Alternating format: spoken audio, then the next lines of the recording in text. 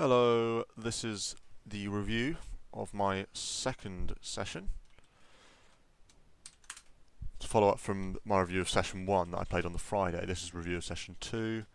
The next day, the Saturday night, I have noted down some notes of, or some notes that some of which I took on the day on Friday, and some of which have taken since watching over my review video and thinking about that. So I took some of those, and that's just from session 1, as you can see at the top. And then I'm going to try and do the same thing here, try and note down about my image, about players, stuff like that. First thing to say about the second session, right? So I sit down straight away into a 1-2 game. A 1-1 game. Last seat there. And everyone is young. So, in fact, one of the notes in general should be majority young players, especially session 2, where in session 2 there was actually a uni student who looked he's probably 1 year older than me. He's probably just finished his second year, but there was another student there. There was this same reg short stacker from yesterday, so I'm just going to copy and paste that straight over actually. Except he wasn't in seat. Actually, he was in seat 5 again, but it was a different table, but he was still in seat 5. So in seat 5 we have that reg short stacker man. Oh, okay. We also have young student. Young student, solid, I'd say internet style, similar to mine. Young student, internet style, actually, student, I should put what seat he was in, which is the seat next to me. So I sat down in seat 7 and he was seat 8, so seat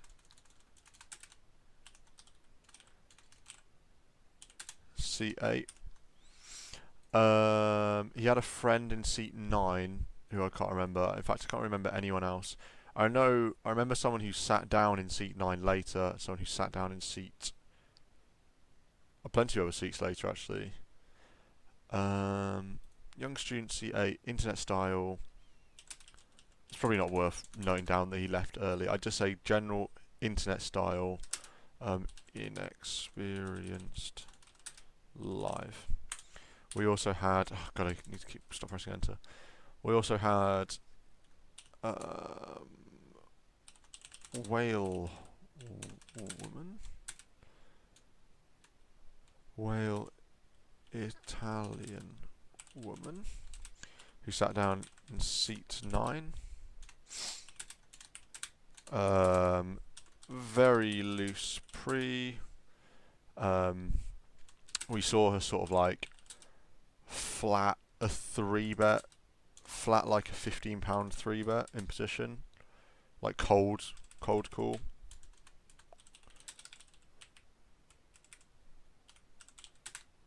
With like with sort of not any 2, but like weird stuff like that. We saw her 15x open.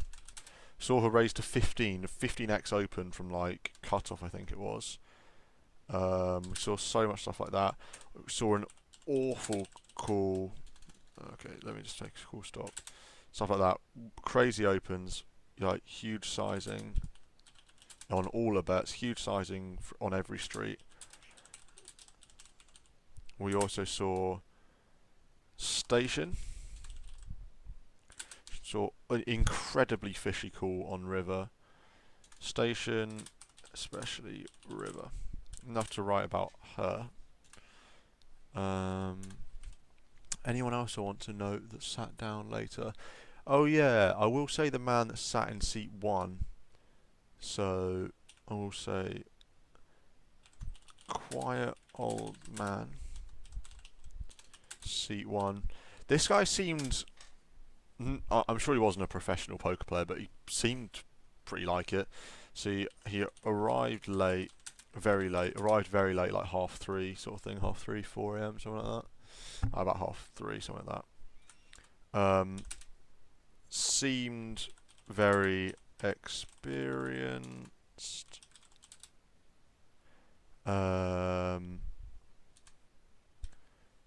Meticulous. I'd say he had a meticulous style, if that's something that can be said. Oh, God's sake. Meticulous. I'll keep it like that, that's fine. I think we'll just go with that in terms of the players to start with. Image, so it was straight away it was a 9-handed 1-1 game. I'd say that my image initially was just, I mean, I was card dead for the whole session, so my image was sort of very tight throughout. And I'd say nearer the end, I'd say it became, so late on, became very tag. And what I mean by very tag was very tight, very aggressive, because when it got to the end, there was a couple of instances where I like hadn't played a hand in like literally probably like 4 orbits or something crazy like that, just never picking up anything. And then I do decide to play a hand, and that hand I decide to just jam pre, like cold 3-bet, like get it in style.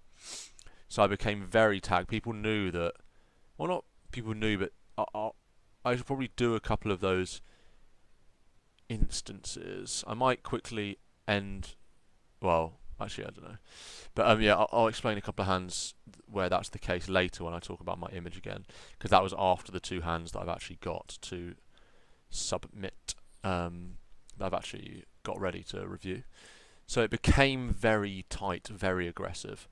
So yeah, that's pretty much it. I will actually note down one extra player actually. Blonde,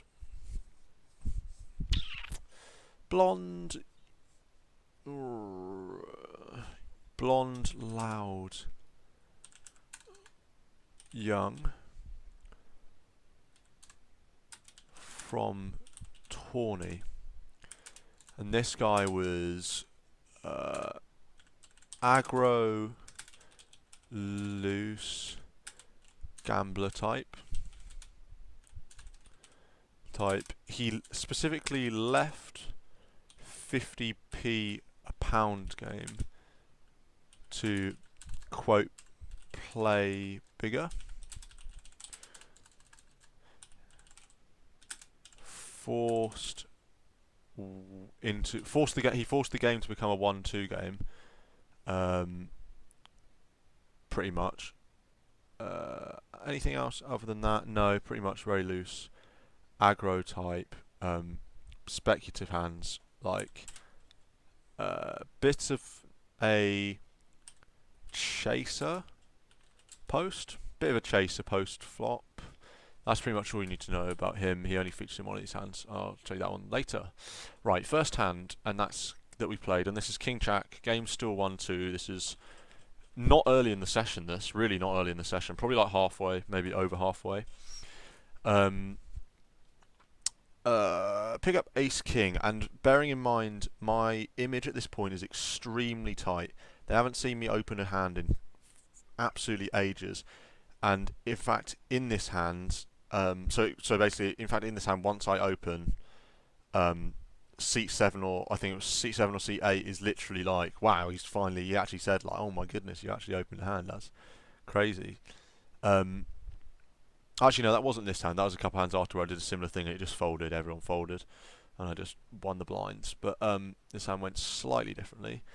Guy in seat 9 is quite good in this hand. He's an Italian guy. Seemed pretty solid. I can't remember who the big blind was, so let's just go. Oh yeah. Wait, is this the hand?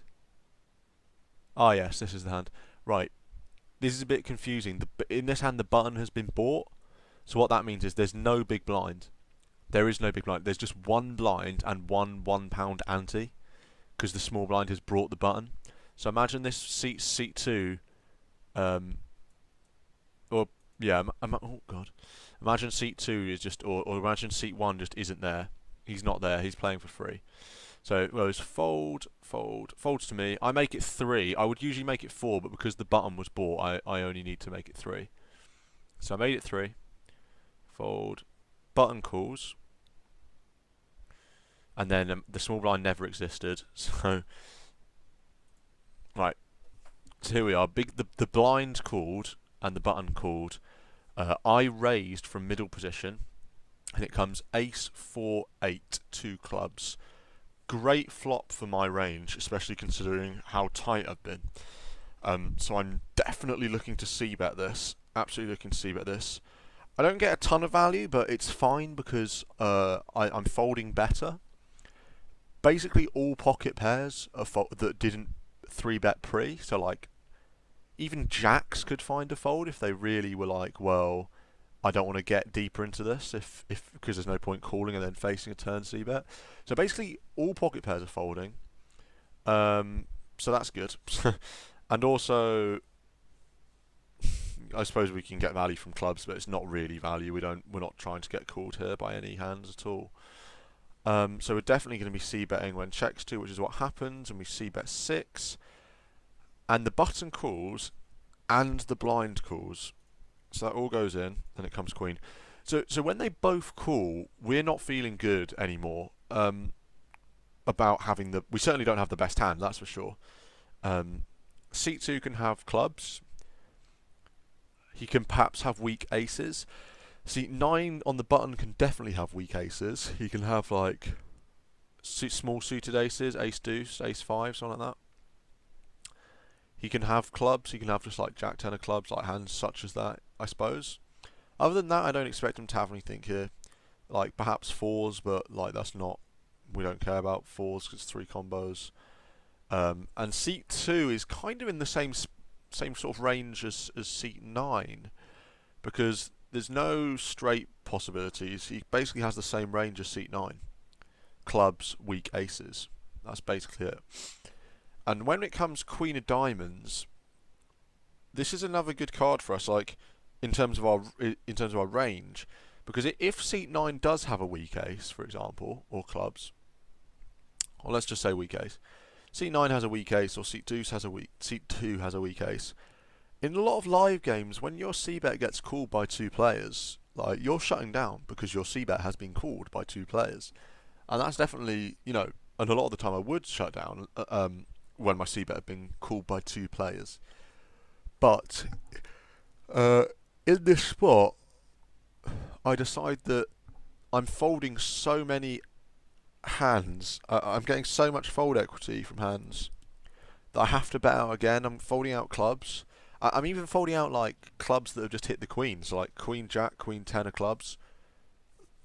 They probably peel, but on a lot of... I'm probably firing again on a lot of rivers here, because they just can't have me beat. I can so easily have ace queen, ace king, ace jack, ace 10. That's all they put me on when I bet again here. They never put me on kings or jacks when I bet this turn here. They never put me on that. They think I'm checking with those hands. So I decide to bet again here when check 2. And I make it 16.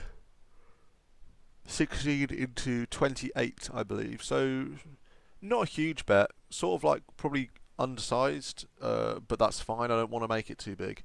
I don't think a lot of players at the level pay attention to sizing, and even if they do, it's a good sizing because it screams ace, trying to get value from worse aces or clubs, not trying to make it too big, or trying to get value from worse aces specifically.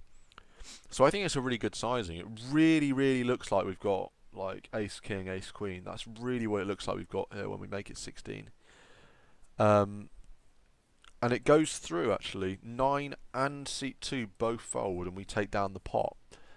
And after the hand, the seat 9 player, the Italian guy, he goes, ace. Talking about, I wasn't sure what he said. He just said ace. So I said, oh, what, you or me? I didn't want to have to. Oh, sorry, I didn't want to have to answer whether or not I had an ace, just because I'm not good at the table talk particularly, so I just avoid it. So I said you, like as in you've got an ace, and he said yeah, and he was like yeah, I had ace deuce. So shows the power of a turn c bet, especially multi ways. And I already know the power of a turn c-bet because in the current meta of poker, people basically expect you to c-bet 100% of your range as the pre-flop aggressor. Like, that c-bets don't mean anything anymore. People make loads of floats on the flop to try and take down the float exactly, to try and bluff it at it later, or even just because they think they speculate they might have the best hand. You know, c-bets are so common, and that turn c-bet though, that really polarizes your range, because a lot of hands that good players will be able to squeeze value out of, a lot of people just check those hands on the turn. Some people might even check like ace 7 here on the turn from our position here. They might do that. They might check ace 9 here. Ace 10 might even check because they're scared of losing.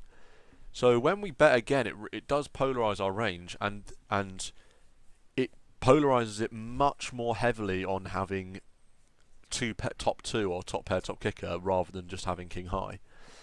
So we get a lot of fold equity, as this hand demonstrates. You know, seat 9 folded top pair, and seat 1 may well have had a hand as well. We don't know. So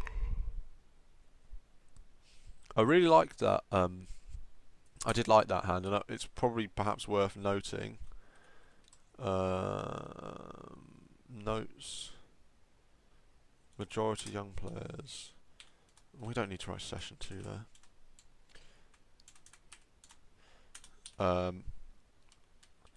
Turn c-bet on ace board, well respected. I'm only going to write, I'm not going to read into that. I don't think I'm going to go into the next session, just like c-betting, like turn c-betting every single ace high flop. Three ways. Another thing I would like is squeezes. More squeezes than expected. Oh, God's sake. Squeezes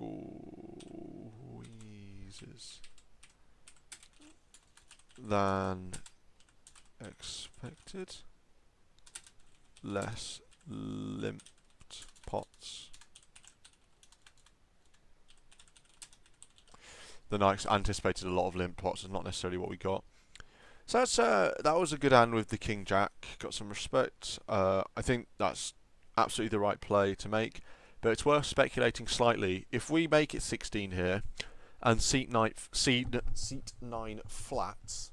Well, first of all, let's go over if the same thing happens. Seat 9 flats and seat 2 flats. So that adds another 32 into the pot. So then it's like we basically have a pot size bet behind. Not even that. Oh no, yeah, about a pot size bet behind. Let's say the flop. Let's say the river is a brick. Let's say the river is deuce hearts. What are we doing here when check 2 on deuce hearts? Well, if seat 9 and seat 2 both have called, then I'm just check giving up on river. I'm check giving up on river. If both players, and that's on any river card, if both players, there's not a single river in the deck that I won't just give up on, other than a 10, of course.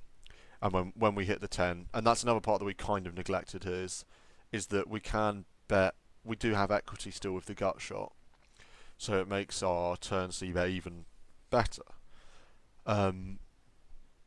So other than the 10 river, I'm giving up. If it does come 10, then I'm jamming, because I expect seat 2 or seat 9, you know, the chances are one of them will have a good hand, and a jam seems strong from us. It seems polarizing. So they could get very stubborn here with like ace 5. Maybe they just think we're absolutely messing around here with like queen jack or something. You know, all-ins have that effect on some players where they just don't believe you because you've gone all in. And it's like a pot-sized bet. So on the 10, I'm jamming, and on all other rivers, I'm check giving up. If it's a brick, oh sorry, if we say that seat 2 doesn't call, or sorry, let's say seat 9 doesn't call, seat 9 folds to this bet, and seat 2 flats, and so another 16 goes into the pot from him, making it £60 exactly, and we've got 75 behind. And so Again, obviously 10. I'm probably jamming actually. I'm probably not jamming actually if it's just heads up and I'm in position here, and it checks to me and it's been a 10. I'm probably not going to jam, because I think if he can have speculative hands that he'll definitely fold if it comes 10. If he's got like ace deuce, if he's got like all kinds of weak aces, stuff like that, he's just going to fold. So I would probably, given the pot's 60 and I've got 75 behind, I'd probably make it like 25. I'd actually like under half pot, I think seems fine. I think he can call with aces, like unpaired aces. Uh, yeah. On club rivers, I'm so on non-10 rivers, right? First we'll go to clubs. I'm definitely checking behind or folding to a bet on club rivers, and it's pretty exploitable but there's nothing we can do about it because we don't have a calling hand regardless. Um, the club is very good for his range. He can have clubs, like there's no the club's very likely if he flats our bet here. So it's not like we're giving him an opportunity to bluff us on the club because often he has clubs. He doesn't necessarily recognise that club is a great hand, and even if clubs is a great card for him to barrel on, if he has like ace deuce, turn his ace deuce into a bluff, or something like that. Even turn his like 8 king into a bluff. He was getting stubborn on flop and just didn't believe us on turn. No, that doesn't happen. Ace king doesn't. King 8 doesn't flop or turn. So yeah, that we can rule that out. But like I said, he could perhaps turn ace deuce into a bluff if it came like 9 of clubs. So I probably would just fold on club river. Like he can have like 6, 7 of clubs. He can have like 9, 10 of clubs, even 8, 10 of clubs, stuff like that. 8, 9 of clubs, or like all the clubs basically. You can have all of the clubs. Um, if it comes ace, I'm barreling, and I'm barreling quite large. Oh, actually, am I barreling quite large if it comes ace? Because that's another card. See, ace is an awkward one because it's good for our range, but then it also improves him often if he has ace deuce type hands, and it could improve him to the point where he will just call any sizing for us with like ace deuce if it comes ace. But at the same time, you can't have as many aces when it comes ace. There's only 2 aces left in the deck, and seat 9 has aces sometimes. But if he does have an ace, we're just getting called off, obviously. If we jam. Comes down to combos, really. I think if it comes ace, I'm probably betting. So there's 60 quid in the pot. I'm probably betting like 25 if it comes ace. I'm probably betting 25 in position here, folding to a raise, obviously. I'm probably betting 25. And then a rat and a brick. 6 of... or it just comes 4. Another 4 hearts.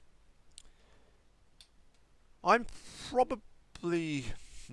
4 hearts isn't a great card for us. It's not a blank, actually, because then his ace deuce is probably calling because it's only losing to ace king and ace queen. It's no longer losing, so it's splitting with ace jack, ace 10. But if it comes 4 of hearts... and he checks to us... I'm actually going to... I would check behind, because king high can be good here if he has clubs. A large part of his range. So I probably would just... I probably am checking behind river on every river other than a 10 and an ace. They're basically the only 2 rivers I'm not checking behind, basically. Actually, no, an ace I would check behind, actually. Thinking about it, an ace I would check behind. I would check behind an ace here, because you have to think about what he's getting this far with. Clubs and like weak aces. Clubs, we're beating anyway a lot of his clubs with king high, so that's fine to check behind. And aces, if it comes and if he's got a weak ace, if it comes ace on the river, he's just going to call us. So we're not folding out any of those hands. We're sort of... There's no point betting. We're not getting called by worse. We're not folding out better, particularly. So I'm actually checking behind on ace turns. I'm checking behind on board pairs, so like 4s and 8s and queens. I'm checking behind. If it comes king... If it comes king, I'm probably turning. I'm probably betting out on a king because he folds ace deuce here on river when we bet out and it comes king. If it comes king, if it comes jack, if it comes 10, I'm probably barreling all of those. Probably barreling all of those and making it like 25. And if it comes like 9, if it comes 9,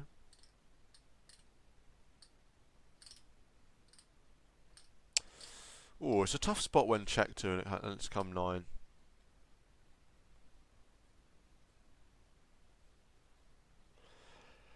I probably am not going to bet if it comes 9 because if he's come this far with a weak ace, he's probably just going to call river on the 9. You know, he can't justify in his own mind what's changed enough that the turns are cool but the rivers are fold. So I probably am just checking behind 9s, or like 9 rivers, like blanky rivers. So yeah, that's probably what I'm doing on all of those rivers. So yeah, let's move on to the next hand. King 7, big blind, and the game is now 1-2. The game is now 1-2 in this game. We've got 6-7. Folds to seat 7, who limps. C8 and 9 fold. Seat 1 raises to 8. And seat 1 is this man here. The blonde young from Tawny. Well, he wasn't in seat 1, but in this demonstration he's in seat 1 because he's the small blind. Whoops. And he's very aggressive. He's been aching to play a hand, you can just tell. He wants to gamble it up. So, and I've got position on him.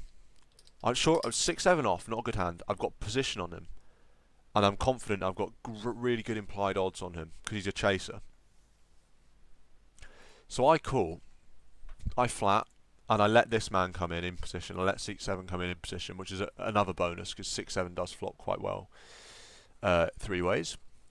And we flop a pair. We flop a middle pair, a 6, and we're feeling very good here. I remember distinctly at the time feeling very good about this spot because and my plan is basically to call seat 1 down all the way, pretty much. I mean, I'll decide on river, but I'm definitely calling a c-bet on flop and probably on the turn as well, unless it's probably on all turns. I'm calling. It's such a rainbow flop. I'm probably calling on all turns and then I'm deciding on river. And that's pretty much what happens because we expect him to have so many bluffs. Jack, like all broadways basically. Sure, he can have us beat. Absolutely, he can have us beat. He can have ace-6. He can have 10 queen. He can have, all sort. You can have all the hands. Like he's got an uncapped range. His range is completely uncapped. He can have us. He can have us crushed here. But we expect him to have an equally and larger range of c-bets. All his broadways that don't have 10s in them, like 7, 8. He can have anything, this man. He can literally have anything. I'm expecting him to raise that small blind with not any 2, but pretty much any hand here. So we feel really good when we flop the pair in position, and we plan to call. And that's what happens. He bets if it's going to load. Why is it not loading? Ugh, this happens sometimes. Gonna have to refresh the page. But anyway, he bets, and he bets 15. Can we get the 2 times, please?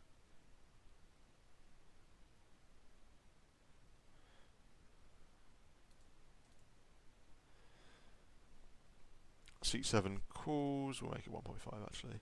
And seat 1 bets 15. 15 into 24. So it's a reasonable bet. It's like 2/3 pot. It's pretty standard sizing I'd expect him to make.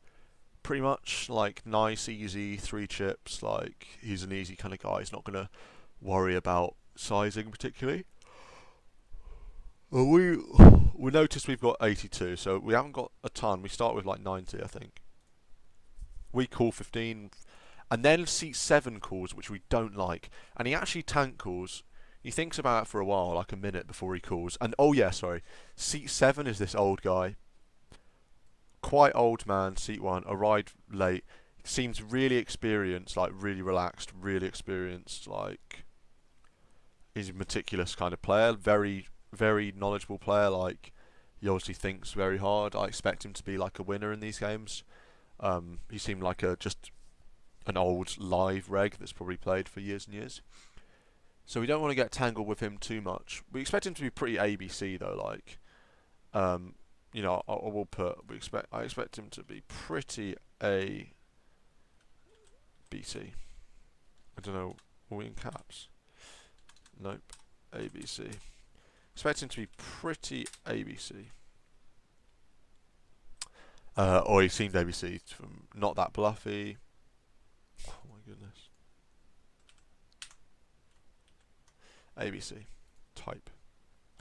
ABC live thinking type. Right. So he calls, and that we hate that. We hate that call. Really hate it.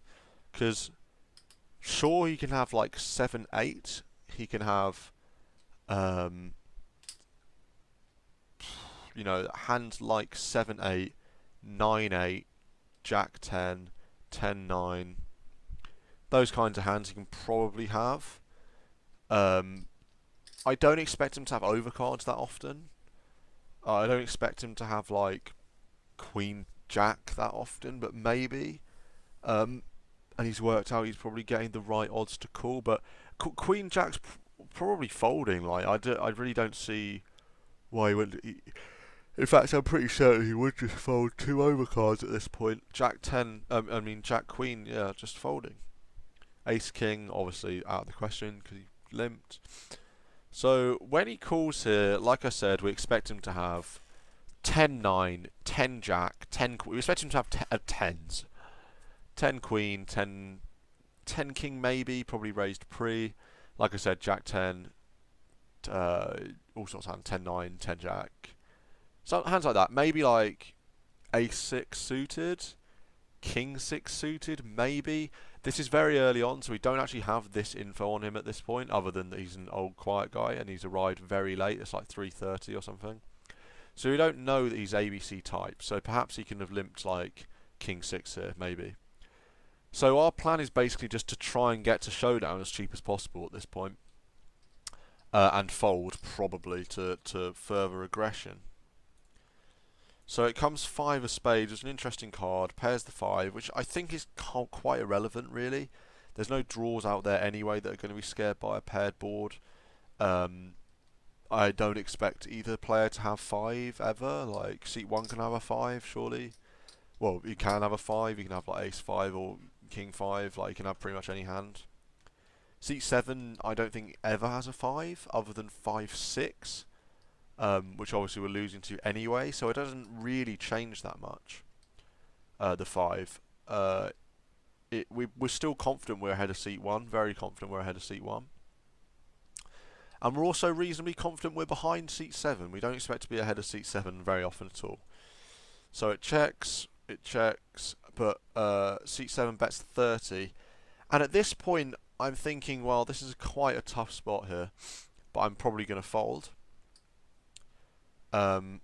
Let's imagine seat 1 folded, which is kind of a spoiler, but let's imagine seat 1 folded. What would we do here?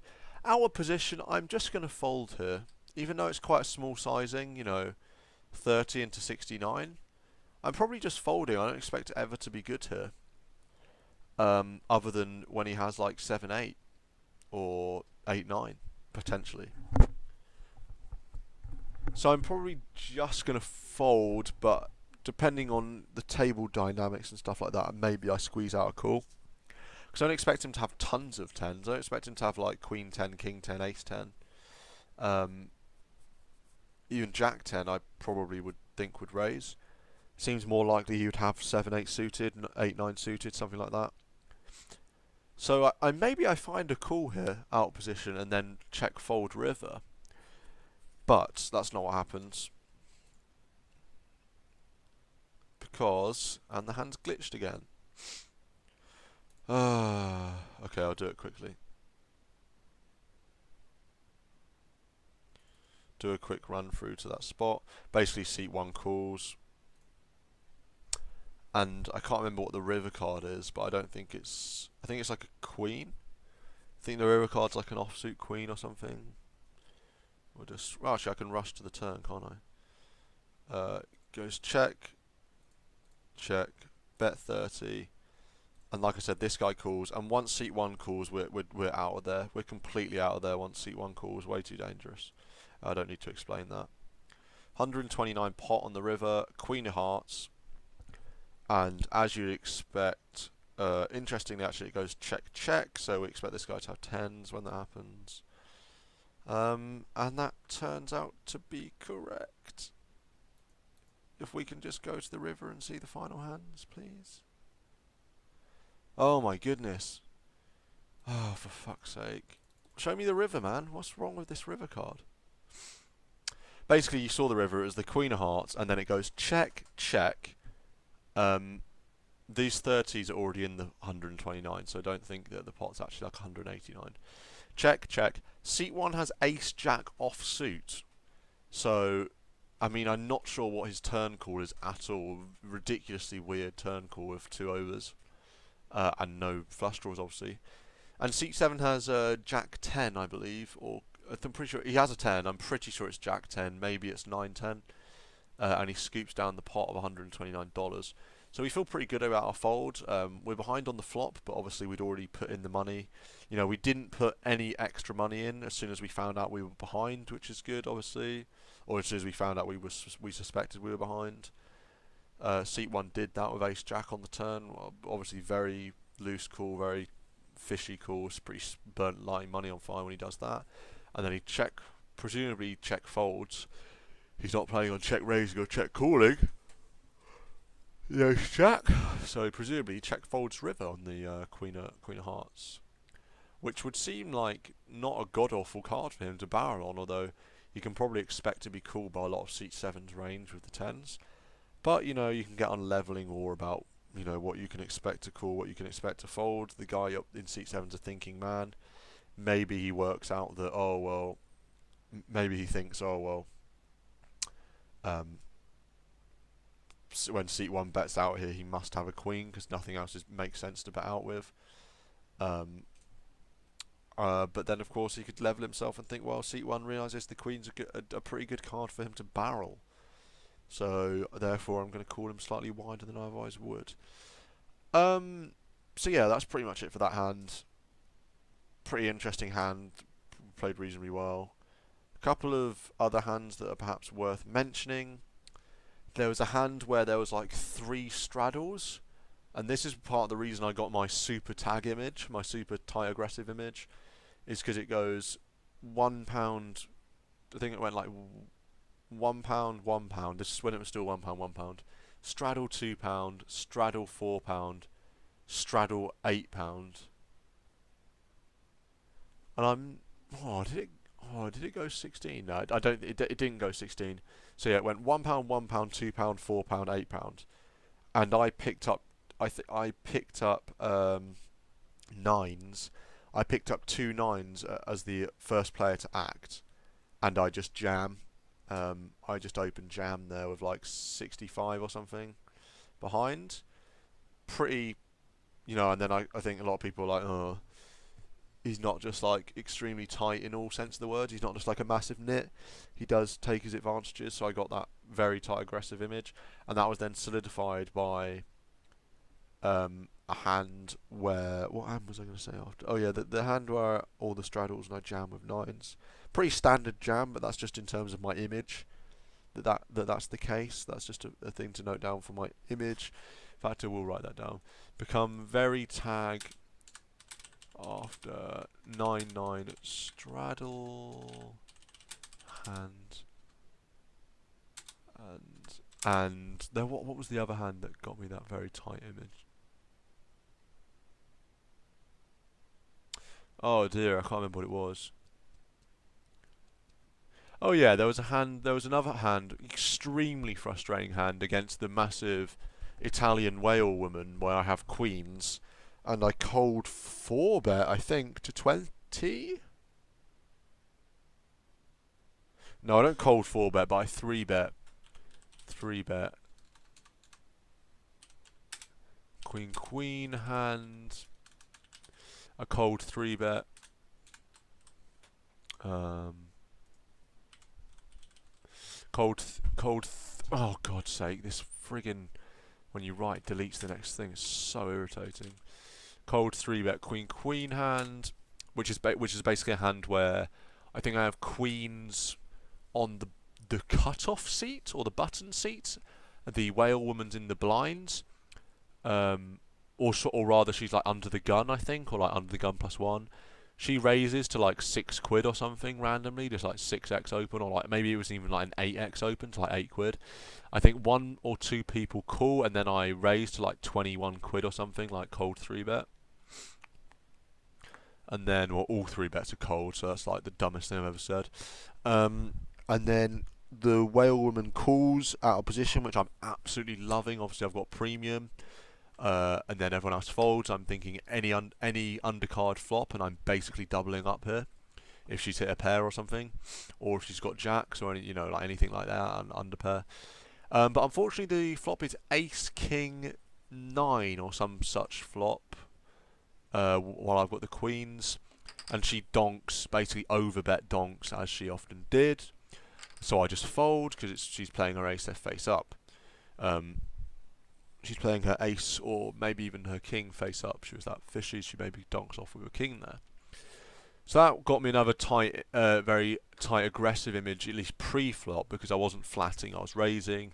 I didn't do a lot of flatting. Didn't do a lot of flatting. Mostly raise or fold. So I had that kind of raise fold image. That's pretty much it, actually. I think for both the hands, I went over the 2 extra hands. My bust out hand was I picked up queens again. This time I actually can't remember what seat I was. I think I was like the hijack.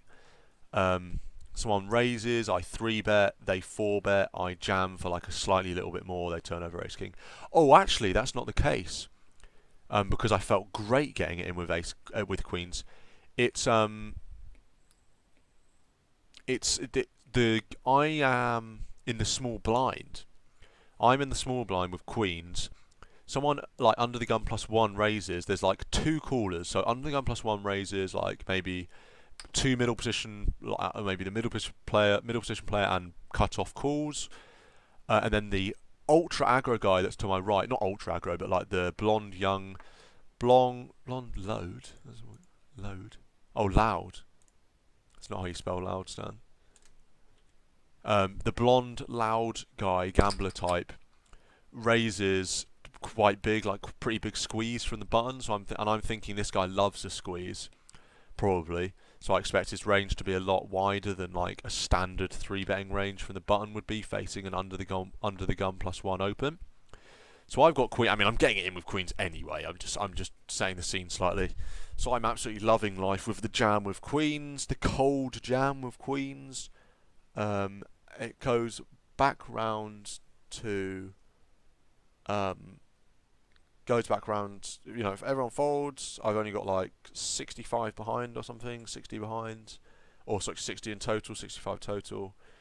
And then he flats, he's got ace king, and I lose. Interestingly, the flop was 9-10 jack, so I actually flopped him into 3 outs. Well, actually, he could hit the queen, I guess. So he had 5 outs because that's actually not that significant because he loses the 3 outs of the kings, but he gains 2 outs with the queen. But then I've got redraws to make a boat if that does happen. So it's not. I mean, basically, I flop really well.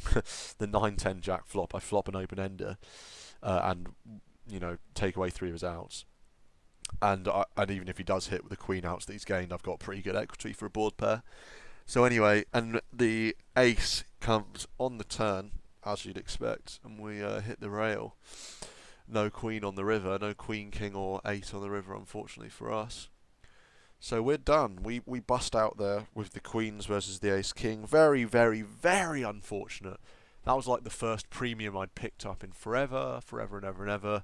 And it's our bust out hand. We end up getting it in with queens, which most of the time you're loving life when you get it in with queens for 60 bigs. Or not even that at the time, because they're playing 1-2. It was like 30 bigs, 32 bigs, something like that. loving life when you get it in with the queens there. Unfortunately, he has pretty much slap bang top of his range with the ace king, and we bust. So yeah, that's how session 2 went. I was on 1 bullet for the eternity, it seemed like. And it was the last hand of the day as well, which I haven't mentioned. The very last hand of the day, I'd already announced, like, this is my last orbit. Oh, actually. Oh, God, I've remembered the hand wrong. I've remembered the hand wrong. I'm under the gun. I'm exactly under the gun with queens. Last hand of the day. Because, yeah, I remember it was the very last hand of the day because my big blind was next and I was going to sit out and I'd said, it's my last orbit. So I raise under the gun. That's it, yes. I raise, yeah, basically, the hand's exactly the same except I am the under the gun player that raises. He's still on the button.